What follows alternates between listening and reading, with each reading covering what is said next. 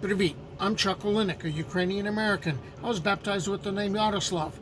Today is June 11th, 2026. That makes it year 5, day 108 of the war in Ukraine, or if you want to just go by the day count, day 1569, or if you want to go back to when the Russians, I keep wanting to call them the Soviets because it's the same thing, annexed Crimea, day 4494. That's kind of a topical thing. See, I normally do videos like this about every 15 days where I bundle the pictures together of what's coming out of Ukraine and get the artwork and all sorts of stuff and just put it together. The idea for me is, as an ex-history teacher, I know the power of images and I want to preserve them. I also want to raise awareness. And usually it's just kind of like events over, the previous 15 days. Well, I did one of those 3 days ago. However, there's topics that come along that I think need a little more attention. So yesterday was, day 1568, which means basically the war in Ukraine has lasted as long as World War I. Okay, now we're a day into, past that. And this started really pretty much over Crimea and over Russia wanting to essentially wipe out Ukraine and annex the territory. Well, the last bridge that the Russians have been using to resupply Crimea got blown up. So I think it's kind of time to talk about what happens to people that are living in occupied areas like Crimea, and also to talk about what happens to the children. Even though it's June 11th today, let's go back to June 4th. The Day of Remembrance for Child Victims of Russian Aggression in Ukraine. Since Russia began the war in February of 2022, 707 children were killed by Russia. At least 2,548 children were injured by Russia. Since the war began, at least 2,318 children are missing. At least 20,570 children are deported.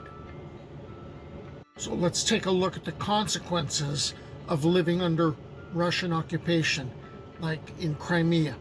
How your children, faith, and home stop being yours under Russian occupation. Religion is weaponized. Russia crushes religious freedom. For anyone outside the Moscow Patriarchate, practicing faith is dangerous. Non-Moscow churches face severe persecution.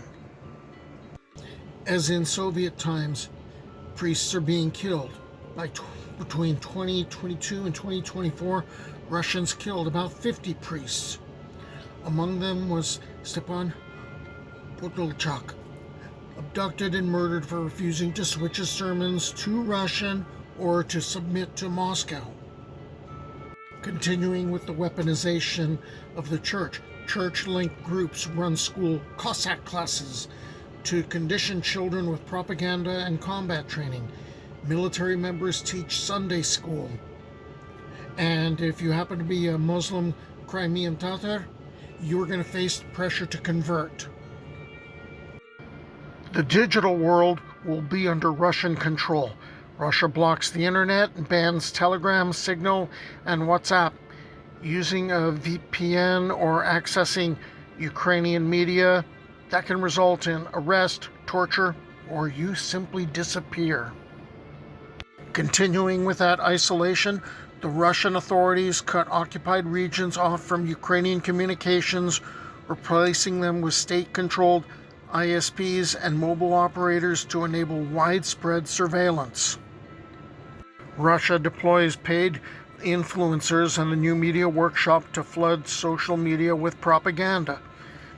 This organized machine blends local and state voices to mask occupation abuses and sell a false reality.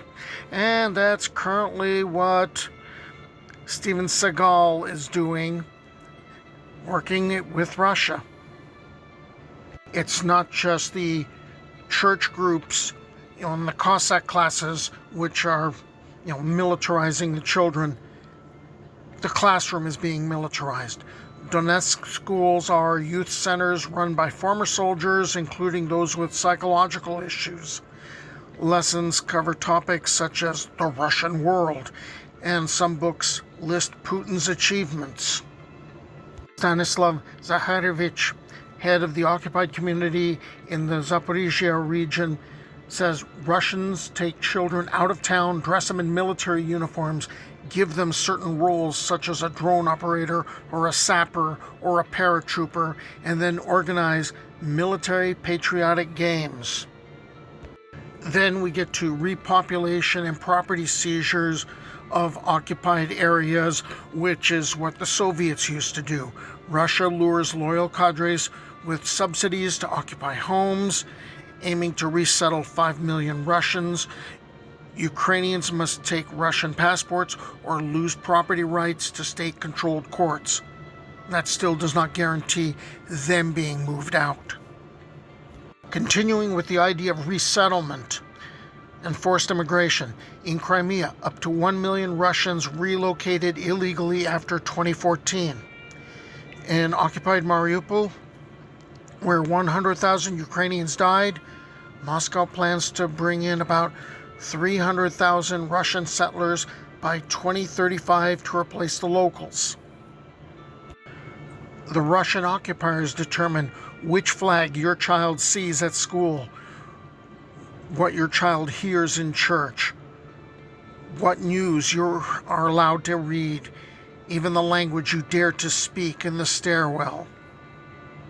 Consider the fate of the children who have been forcibly abducted, forcibly adopted by Russian families who knows where. This is what Ukraine is fighting to get back. They're fighting to get back their children.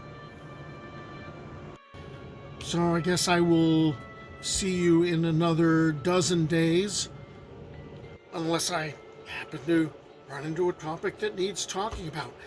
Until that time, Slava Ukraini!